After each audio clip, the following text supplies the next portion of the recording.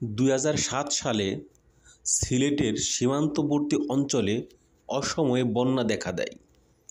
আর সেই বন্যায় কিছু সংখ্যক লোক শহর থেকে বিচ্ছিন্ন হয়ে আটকে পড়ে।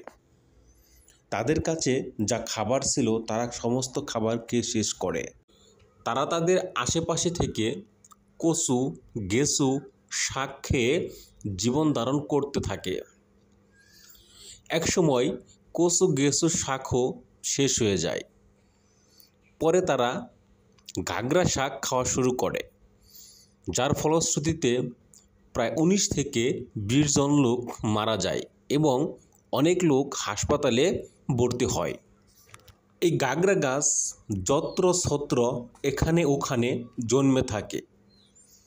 জন্মানোর ক্ষেত্রে এরা কোনো যত্ন না পেলেও এরা অনায়াসে বড় হতে থাকে এবং এটি একটি বিষাক্ত গাছ।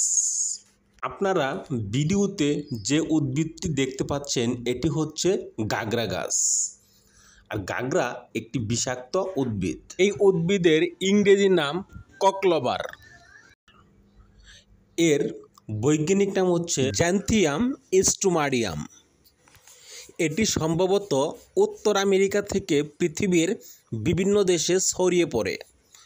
দক্ষিণ এশিয়ায় প্রায় প্রতিটি দেশেই এটি দেখা যায়। এটি বিষাক্ত এবং ঔষধি গুণ দুটি আছে। এই গাছ থেকে অ্যালার্জি হতে পারে। ফুলের রেণু শ্বাস ও চামড়ার রোগের কারণ হতে পারে। এর কচি পাতা ও বীজের মধ্যে এক ধরনের বিষাক্ত পদার্থ থাকে, যা মানুষের মস্তিষ্ক ও লিভারকে বিষে পরিণত করে।